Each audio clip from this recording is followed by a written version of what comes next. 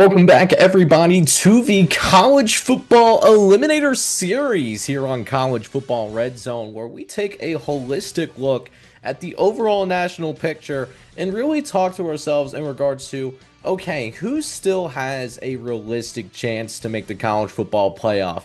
As we are closing in on a full month of the college football season being played, who has been eliminated, whose playoff chances are currently hinging on live support, and then if there is a must-win game for both teams in a single matchup, what are those games? We'll definitely top into that and quite a bit more, so make sure you get yourself comfortable, enjoy yourself a little bit of college football red zone action here. As before we dive into it, I need you guys to do a couple of things for me. Make sure you go ahead and hit that like button, as well as hit that subscribe button as well if you do happen to be brand new.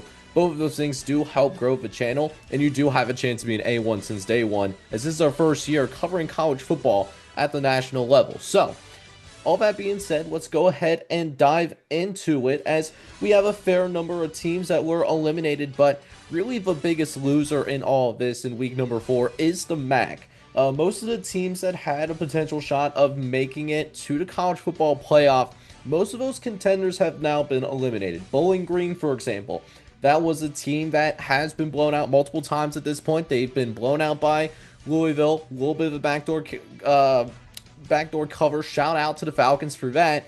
But then they also had a non-competitive game against Cincinnati as well. And I think combining those two, even if Bowling Green does win out, I don't see them getting serious consideration. Buffalo, they had a lead going into the fourth quarter. They end up losing a heartbreaker to Troy. Troy is able to ferociously return back, and they are able to get a win. Northern Illinois, also same thing, was blown out a second time in a row against high-level competition. They lost in a non-competitive game to Maryland, and then the same thing happened to them against Mississippi State, which is a sneaky good team. So they're done too. And then Toledo, the Toledo Rockets, they're also been eliminated because they lose to Western Michigan. That's just going to be a credible black eye, combined with losing to Kentucky, who, if they win, go to a bowl game. That would be an incredibly good season for Kentucky, I think, with those expectations currently in play. A bunch of other teams were eliminated. We did see another power conference team, the Stanford Cardinal. We did see them lose to not Boston College, but Virginia. So that's going to be a nail in a coffin, combined with them also losing to Hawaii in non-conference play. I think Stanford's going to be a pretty compromising position. And then, speaking of Hawaii, they were eliminated this week as well, amongst a few other teams: Temple, FIU, Arkansas State, who has their third loss of the year. They were surviving a little bit longer because one of their games was against Iowa State, and they were very competitive against the Cyclones. So Arkansas State had a little bit more of a benefit of the doubt, but because they lost to Kansas State, they were eliminated for those purposes. Colorado State lost to UTSA. Wyoming, they were in an elimination game against Colorado. They couldn't even keep it close, so Wyoming is in here too. Few new teams that joined the win out and get helped here. These are teams that not only need to win out, but they might need a little bit of help just to make it into the playoff in the first place. Do have some newcomers in there as well. Oklahoma State, they just lost to Tulsa. They've been blown out by Oregon. So think of Oklahoma State as a free loss team at this point. They don't have any losses in Big 12 conference play yet, but at the same time, with how good the American has looked, and then some Sun Belt contenders in James Madison and Old Dominion as well. Even if Oklahoma State is able to win out and win the Big 12 somehow, they're going to be in a compromising spot, I think, against not only the American, but the Sun Belt may also have something to say there. Clemson, same thing as well. They have, I believe, 2 ACC losses already. So Clemson, they definitely need to win out. The at-large conversation for Clemson, it's definitely dead. If they lose another ACC game, they're done. West Virginia, they did just lose a Big 12 conference game, and then they also lost to Ohio as well. So West Virginia is going to need to win out and need to win the Big 12 in order to get in. Florida is an interesting team as well. Florida is a team, high expectations going in. I had them ranked in the top 25 in the preseason. Florida, it's really just a fall from grace. I mean, losing to Miami, not a big, massive surprise. Losing to LSU, not a huge surprise.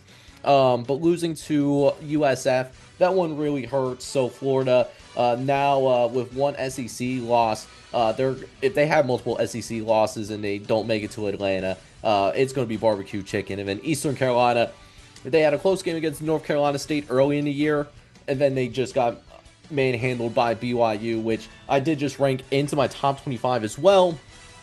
So Eastern Carolina, they're on live support as well, but still very much in it. They just might need a little bit of help. And then in terms of teams that are entering, in terms of like the must-win out period, Tulane is in here. They lost to Ole Miss. They were blown out by Ole Miss as well.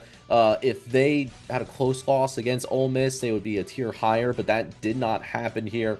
And then some new teams entering into the must-win out in terms of, being considered for an at-large. Arkansas is now in here. They had a really close loss. And the really interesting thing about Arkansas, right, is you're really talking about a couple of bounces, and you're talking about 4-0 Arkansas, right? They almost beat Ole Miss, and then they really should have won the Memphis game, to be honest with you, but they couldn't take care of the ball down on the goal line while they were trying to center it for a short field goal win. So that's how Arkansas has their second loss, one against the G5 team. Not a good look when you're trying to get an at-large appearance. SMU also losing their second game as well. They lost against Baylor a couple of weeks ago. Now they have a loss against TCU as well. So a two-loss ACC team. That's a team that's usually not heavily considered for an at-large, but they still have a chance if they can find a way to win out. Ditto for North Carolina. They've been blown out by UCF, also blown out by TCU too. So North Carolina needing to win out. Baylor in here as well. Saw them lose to Auburn back in week number 1. They now have a loss to Arizona State 2. Again, a two-loss team from the Big 10, or not from the Big 12, excuse me, from that second tier of conferences. And then Cal. Yes, Cal only has one loss so far, but it's a 34-point loss to San Diego State, right? So that's pretty self-explanatory. So that's what we're looking at right now. We still have a little bit over 80 teams, if I'm not mistaken, because if I can do mental math correctly in terms of what we have going on. So we have 12 teams total that were eliminated. We were at, I believe it was 94. So now we're at 82, I believe, if I'm doing my math correctly. We got 82 teams alive in terms of making the college football playoff. And we're also guaranteed to have at least one elimination game that is happening out in the American Conference. So what is that elimination game that I am talking about? That elimination game is Rice and Navy, as both teams are getting a little bit more entrenched and organized into conference play, and this is happening around the country as well. Which, by the way, if you guys are enjoying this series, kind of a little bit of a rundown in this college football eliminator series, definitely make sure you hit that like button. It's truly appreciated. And definitely make sure you send some thoughts and prayers out to both the UCF and the App State community as well. They just lost one of their coaches, Sean Clark. He did pass away last night as we're recording this video. So definitely thoughts and prayers out to not only his family, his personal family, but the families over in the UCF football family and in the App State football family. They're hurting today, and I just want to make it known that they're in our thoughts. And I apologize for being a little emotional. I can't imagine what it's like to lose, or someone to lose their husband, or someone to lose their dad. It's a tough day for a lot of people. So if you're watching this, definitely make sure you're keeping them in your thoughts for sure. But let's shift back to the football aspect in terms of the one elimination game that we do have going on this week. It's Rice versus Navy. So food is good. Food is actually better than expected. But food is going to be tested here this weekend as well, as food is going to travel to Indianapolis, take on the Navy midshipmen, 3:30 kickoff, and what could really be a defining conference test for both teams. The Owls under Scott Abel, they have shown some promise, and they've shown some tremendous improvement from where they started in the preseason to where we've seen them so far up to this point today.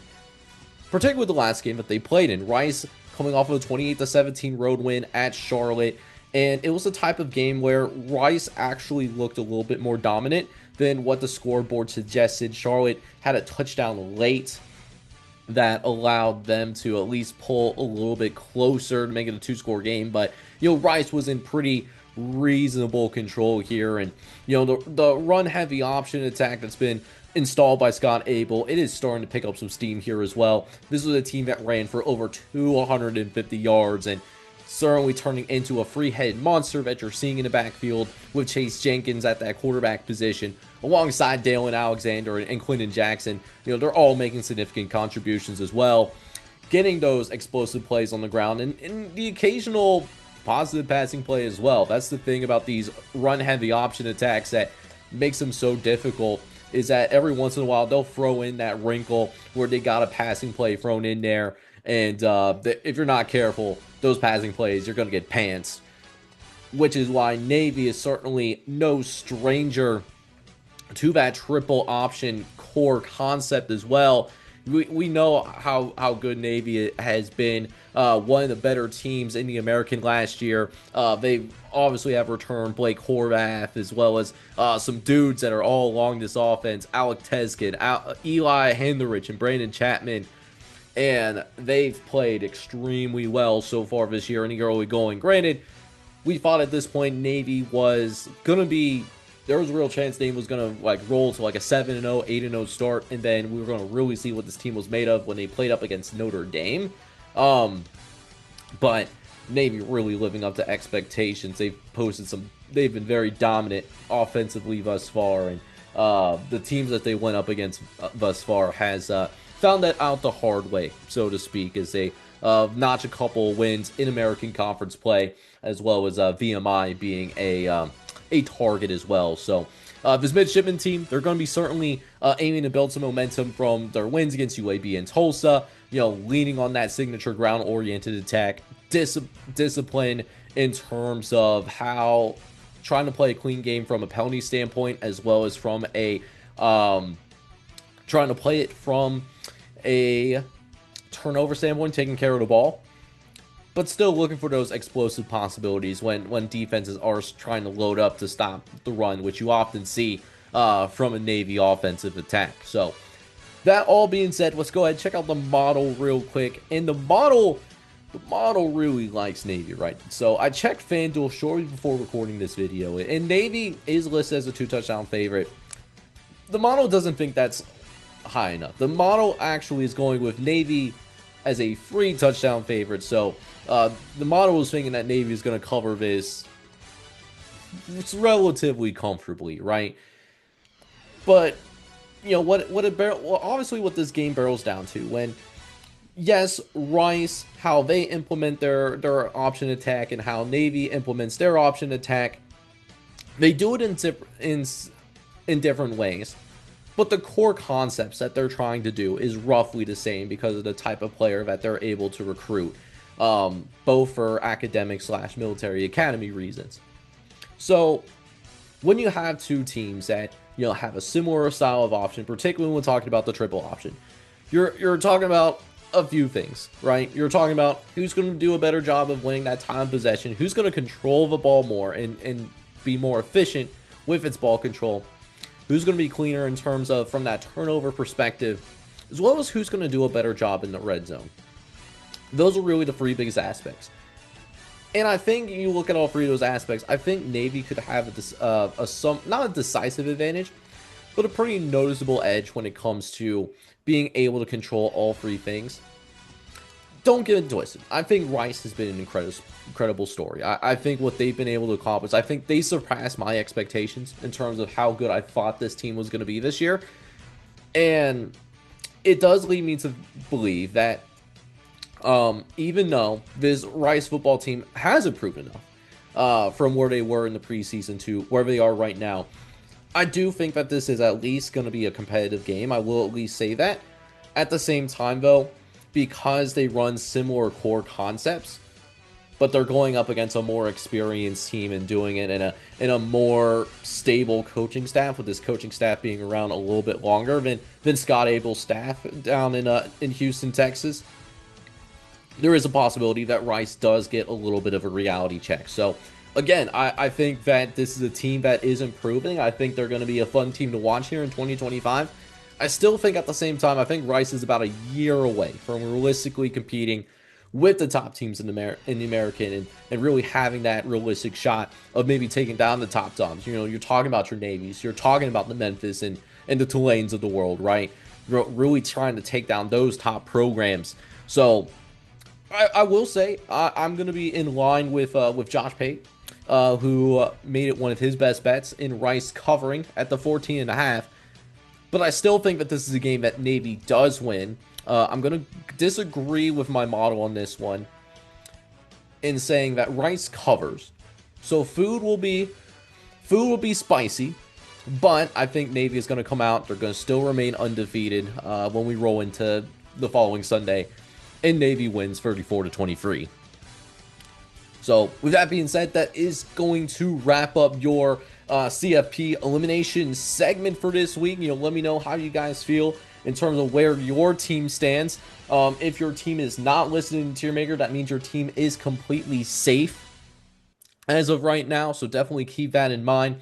But with that being said, I'm your host, Jake of College Football Red Zone, signing off. Hope you guys are all out there having a good night. Take care, everybody.